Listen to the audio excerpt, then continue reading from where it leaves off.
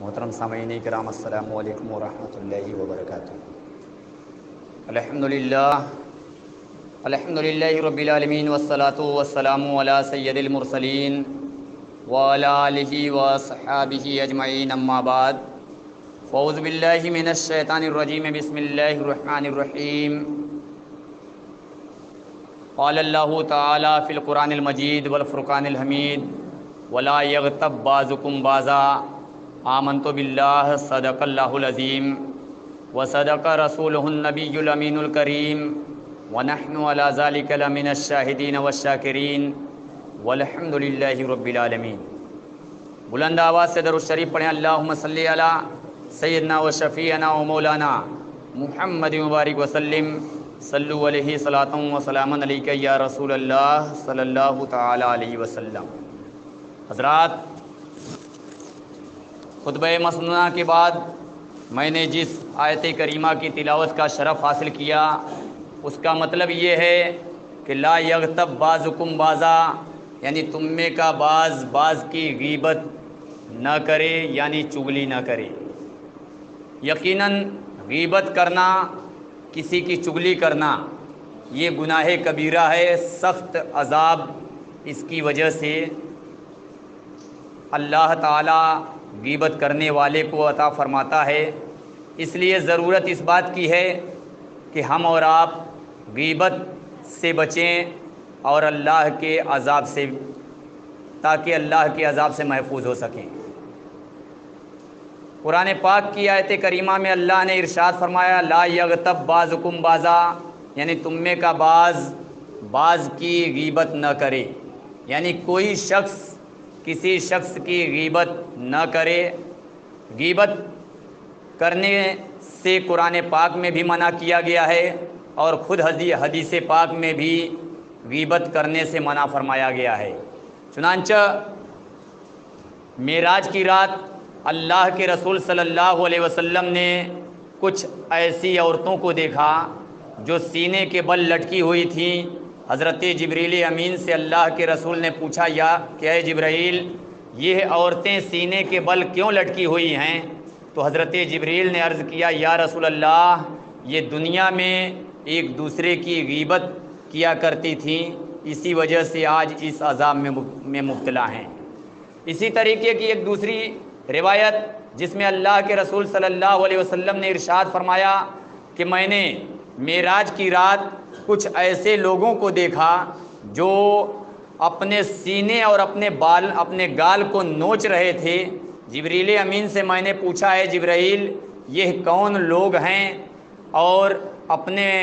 گال اور اپنے سینے کو کیوں نوچ رہے ہیں؟ تو حضرت جبریل علیہ السلام نے عرض کیا، یا رسول اللہ، یہ وہ لوگ ہیں جو دنیا میں ایک دوسرے کی غیبت کیا کرتے تھے۔ تو اس سے پتہ چلا کہ غیبت کرنے والا یقیناً سخت سے سخت عذاب میں مبتلا کر دیا جاتا ہے۔ آج کے اس دنیاوی زندگی میں ہی اگر کسی کو کھجلی ہو جائے تو کس قدر وہ کھجلاتا ہے، کھجلا کر کے پریشان حال ہو جاتا ہے۔ بعض تو کھجلی کے مریض ایسے ہوتے ہیں کہ اس قدر کھجلاتے ہیں کہ خون تک نکل جاتا ہے۔ تو اسی طریقے سے غیبت اور چغلی کرنے والے کو قیامت کے روز کھجلی کے عذاب میں مبتلا کر دیا جائے گا۔ وہ اپنے جسم کو ہر وقت کھجلاتا رہے گا، اور روایتوں میں اللہ کے رسول صلی اللہ علیہ وسلم ارشاد فرماتے ہیں کہ اس کے ناخون تانبے کے بنا دیے جائیں گے، یعنی لوہے اور تانبے کا اس کا ناخون ہوگا، اور اس سے وہ اپنے جسم کو نوچے گا۔ یہیں تک میں بس نہیں، بلکہ حدیث پاک میں غیبت کرنے والے کو مفلس یعنی غریب مسکین بتایا گیا ہے۔ چنانچہ آئیے ذرا حدیث پاک کے حوالے سے سماعت کرتے ہوئے چلیں۔ صحائح ستہ کی مشہور و معروف کتاب مسلم شریف حدیث کی مشہور کتاب ہے، جس کے جلد نمبر 2 صفحہ نمبر 309 پر صحابی رسول حضرت ابو ہریرہ رضی اللہ تعالیٰ عنہ سے روایت ہے، فرماتے ہیں کہ ایک مرتبہ اللہ کے رسول صلی اللہ علیہ وسلم نے اپنے جانثار صحابہ اکرام سے پوچھا کہ اے میرے جانثار صحابہ، کیا تم جانتے ہو کہ مفلس کون ہے، یعنی غریب مسکین فقیر کون ہے؟ تو صحابہ نے عرض کیا، یا رسول اللہ، جس کے پاس مال و زر نہ ہو، جس کے پاس دھن دولت نہ ہو، ہم اسے مفلس یعنی غریب مسکین فقیر سمجھتے ہیں۔ اللہ کے رسول صلی اللہ علیہ وسلم نے ارشاد فرمایا کہ اس سے بڑا مفلس وہ شخص ہے جو کل قیامت کے روز نماز تو لے کر آئے گا، یعنی نمازیں اس نے دنیا میں خوب پڑھی ہوں گی، لیکن ساتھ ہی ساتھ کسی کی غیبت کی ہوگی، کسی کی چغلی کی ہوگی، کسی پر ناحق زنا کی تہمت لگائی ہوگی، کسی کو ناحق قتل کیا ہوگا، کسی کو گالی دی ہوگی، تو ایسا شخص سب سے بڑا مفلس ہوگا۔ اور قیامت کے روز جب ایسا شخص لایا جائے گا تو جس شخص کی غیبت یا چغلی کی ہوگی، اس کی نیکیاں بدلے میں اسے عطا کر دی جائے گی، اور جتنے لوگوں کو گالی دی ہوگی ان تمام لوگوں کو اس کی نیکیاں بانٹ دی جائے گی، حتیٰ کہ جب اس کے پاس تمام نیکیاں بٹ جائیں گی، کچھ نیکی نہیں رہے گی، تو دوسرے کا گناہ یعنی جس کی اس نے غیبت کی ہوگی، جس کی چغلی کی ہوگی، جس پر زنا کی تہمت لگائی ہوگی، جس کو ناحق قتل کیا ہوگا، اس کا گناہ اس کے سر لاد دیا جائے گا اور پھر گھسیٹ کر اسے جہنم میں ڈال دیا جائے گا۔ تو عزیزان ملت اسلامیہ، عرض کرنے کا مقصد یہ ہے کہ غیبت، چغلی، گالی گلوج، زناکاری اور ایک دوسرے کو ناحق قتل کرنا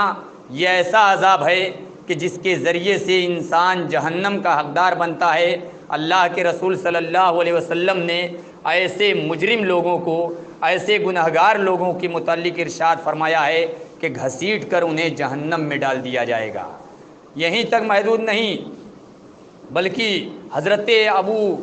ابی بکرہ رضی اللہ تعالیٰ عنہ سے روایت ہے، فرماتے ہیں کہ ایک مرتبہ میں نبی کریم صلی اللہ علیہ وسلم کے ساتھ چلا جا رہا تھا، اللہ کے رسول صلی اللہ علیہ وسلم کے دست مبارک میں میرا ہاتھ تھا، یعنی اللہ کے رسول صلی اللہ علیہ وسلم میرے ہاتھ کو پکڑے ہوئے تھے، ہم دونوں چلے جا رہے تھے، اور اتفاق سے دو ایسی قبر کے پاس سے گزرے جن پر عذاب ہو رہا تھا۔ اللہ کے رسول صلی اللہ علیہ وسلم جب اس قبر کے قریب پہنچے تو مجھ سے کہا کہ اے ابو بکرہ، جاؤ ہری ٹہنی، ہری ڈالی لے کر آؤ۔ حضرت ابی بکرہ رضی اللہ تعالیٰ عنہ بیان کرتے ہیں کہ میں پاس پڑوس کے باغ کی طرف پہنچا اور ہری ڈالی، ہری ٹہنی کو تلاش کیا اور پھر بارگاہ مصطفیٰ میں لے کر حاضر ہوا۔ عرض کیا یا رسول اللہ، یہ ہری ڈالی حاضر ہے، اسے لے لیجئے۔ اللہ کے رسول صلی اللہ علیہ وسلم نے ہری ڈالی کو لیا، اس کو دو ٹکڑے کیا اور پھر دونوں قبر پر گاڑ دیا۔ اس کے بعد ارشاد فرمایا کہ اے ابو بکرہ، یہ دونوں قبر کے مردے عذاب میں مبتلا تھے، اور کسی بڑے عذاب میں نہیں بلکہ معمولی عذاب میں تھے۔ انسان چاہے تو بہت آسانی سے اس سے بچ سکتا ہے۔ ایک مردہ ایسا ہے جو دنیا میں لوگوں کی غیبت کیا کرتا تھا، غیبت اور چغلی کرنے کی وجہ سے آج عذاب میں مبتلا ہے، اور دوسرا وہ شخص ہے جو پیشاب کے چھینٹوں سے نہیں بچتا تھا۔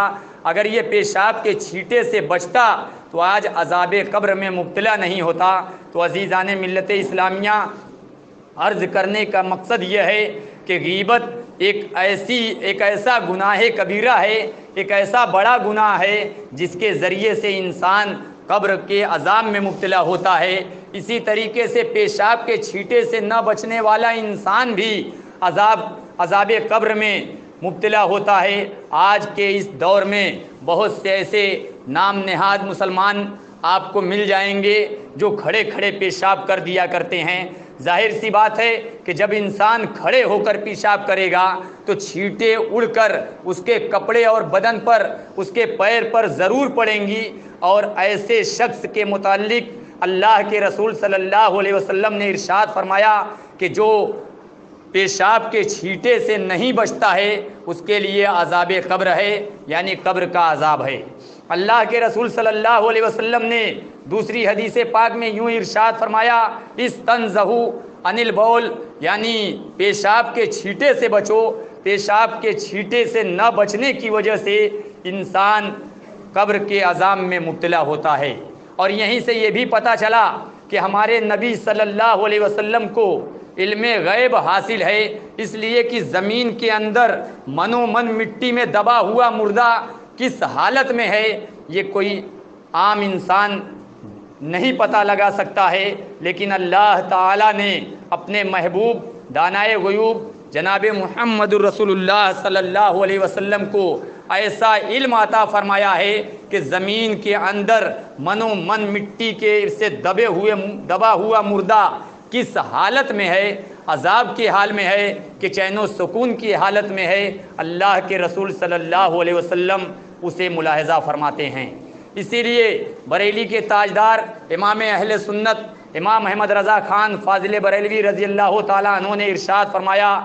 کہ اور کوئی غیب کیا تم سے نیہا ہو بھلا، جب نہ خدا ہی چھپا تم پہ کروڑوں درود۔ ضرورت اس بات کی ہے کہ غیبت، چغلی اور پیشاب کے چھینٹے سے حتی الامکان بچنے کی کوشش کریں۔ اللہ تعالی ہم تمام مسلمان بھائیوں کو شریعت پر عمل کرنے کی توفیق عطا فرمائے، غیبت، چغلی اور پیشاب کے چھینٹے سے بچنے کی توفیق عطا فرمائے، اور شریعت کے مطابق بیٹھ کر استنجا کرنے کی توفیق عطا فرمائے۔ وما علینا الا البلاغ، استغفر اللہ ربی من کل ذنب و اتوب